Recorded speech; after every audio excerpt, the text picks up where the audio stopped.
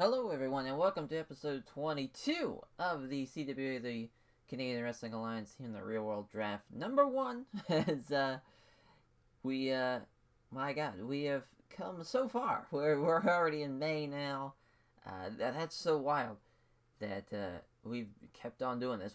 This started in May of 2020, and now we're here in May of 2021. Obviously, it was only we started in January 2021 this year, but still.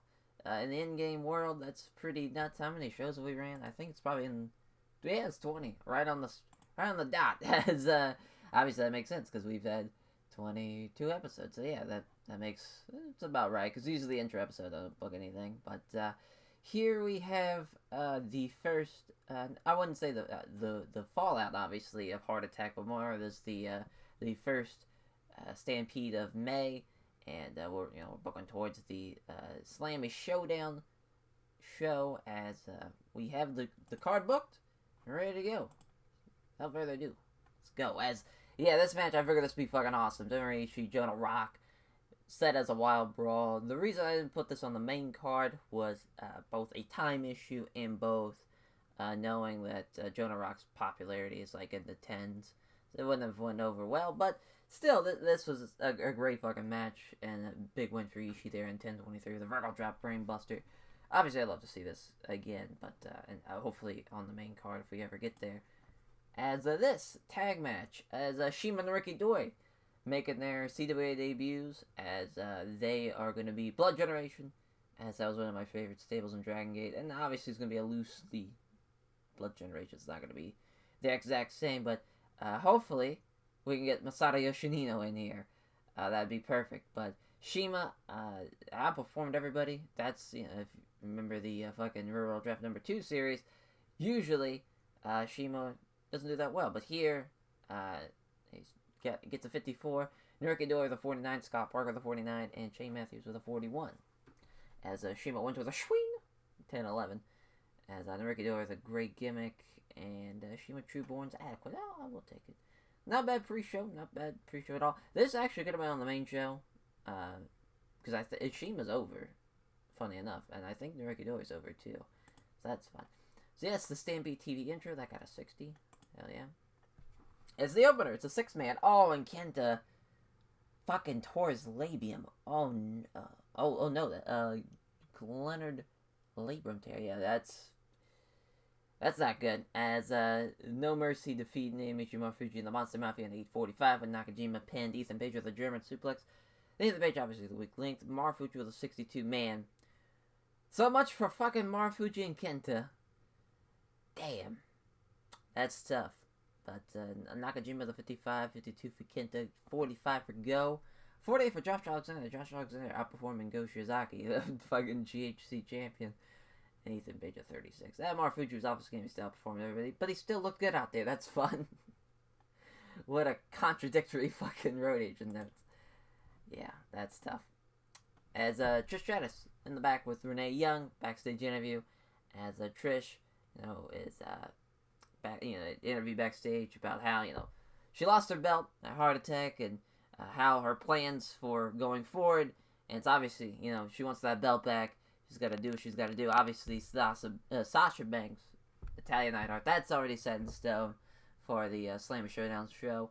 So hopefully she can get some type of match in some matches going forward to help build back her confidence up, build back up her momentum to take on Sasha in a rematch, hopefully, or if Natalya, if she wins at the Slammer Showdown show. So I got a 69. Nice. That was a good little promo. Hell yeah. Is the PAC's Open Challenge. PAC doing PAC things. So it's that time again. As this time he's going to take on Sammy Guevara. That gets a fucking 72. This was based as a high spots matchup, so he knew PAC was going to do his thing. Sammy Guevara doing his thing with a 55. This is actually his main card debut, Sammy Guevara. As he's been on the pre-show, took on TK Cooper twice. And he wasn't on last week's. So here, gets on the card as he takes the Black Air in 10:21. As that is defense number 8 of the CWA British Commonwealth title for PAC. Hell yeah, that got a 72. Again, great stuff by PAC. He's the fucking man. Is this, as we have Father James Mitchell and Brett the Hitman are backstage in Bret's office. They talking as Father James Mitchell is basically trying to, I wouldn't say con his way, but just kind of poking and prying to see if Bret will allow Brock to have a rematch with Bryan at the Slammer Showdown. As and Bret is saying, listen, Brock, he deserves his rematch. Obviously, as a former champion, and you lose your belt, you get that right, as long as someone doesn't take that fucking opportunity before you get there.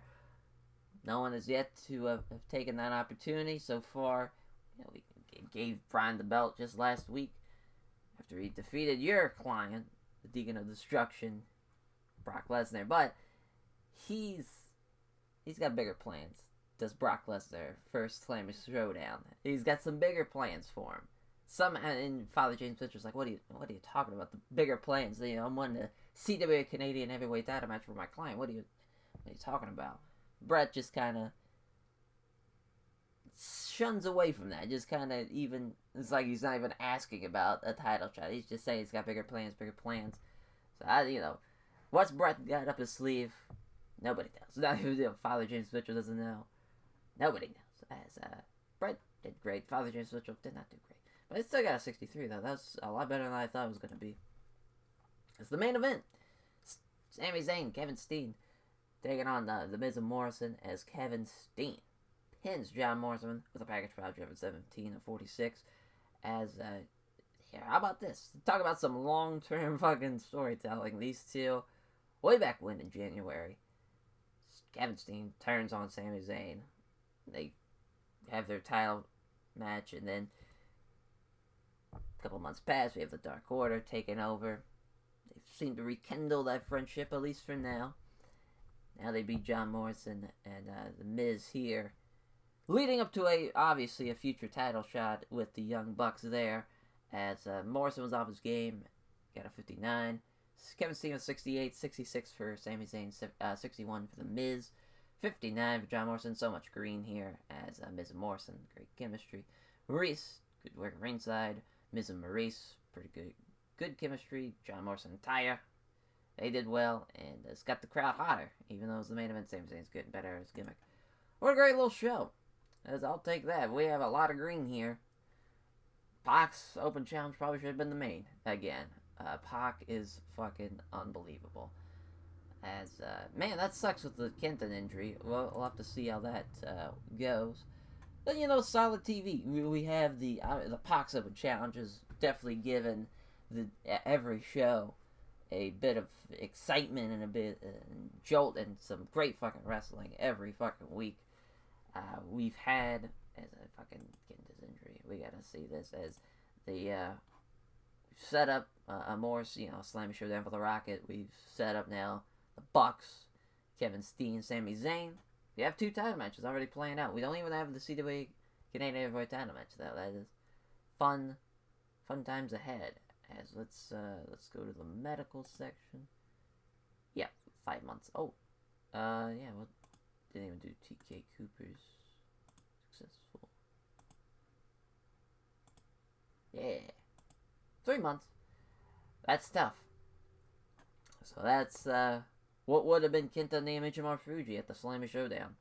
So now no more. We got to do something for Marufuji. I think I got an idea. Just I think we're gonna have Tanahashi and Naomichi Marufuji for that GWC Openweight title, the Alliance belt.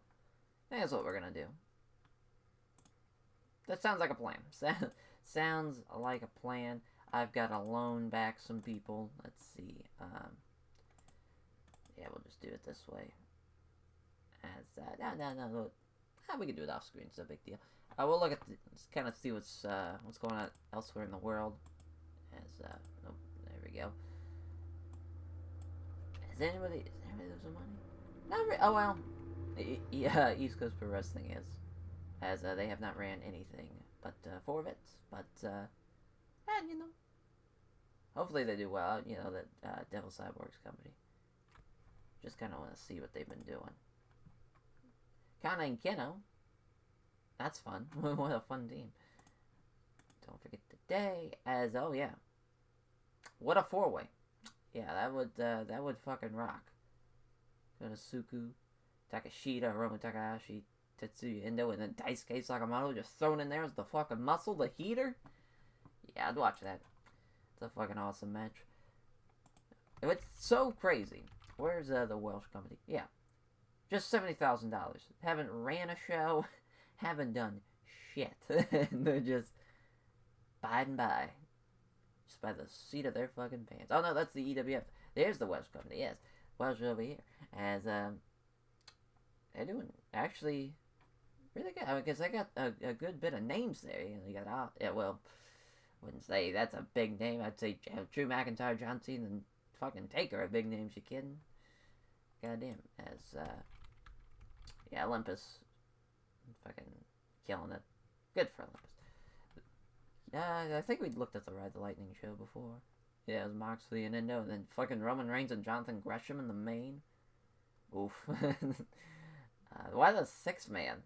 Mark Haskins, Okada, and Sonata against Uhaa Natural Selection, which I believe that's Brian Cage. Shawn Ricker, wow. Interesting. Interesting. Wow. Frederick and combined the Rusevs and Cedric's name. Cedric Alexander, Rusev. Ghetto and King Mo as the fucking second match on the card. That's fun. Fun times. I love that Olympus roster. It's fucking awesome. A lot of favorites of mine over there. Besides, obviously. But thank you all for watching, everyone, as we'll back out of that. For another edition of the CWA, another edition of CWA Stampede. Now we got a change of plans with the Kenta and Naomichi Marufuji feud and whatnot. Well, it looks like we've already found our replacement. We'll just have Tanahashi and fucking Naomichi Marufuji go to work, because that would be an awesome match. As, yeah, that's going to go over well.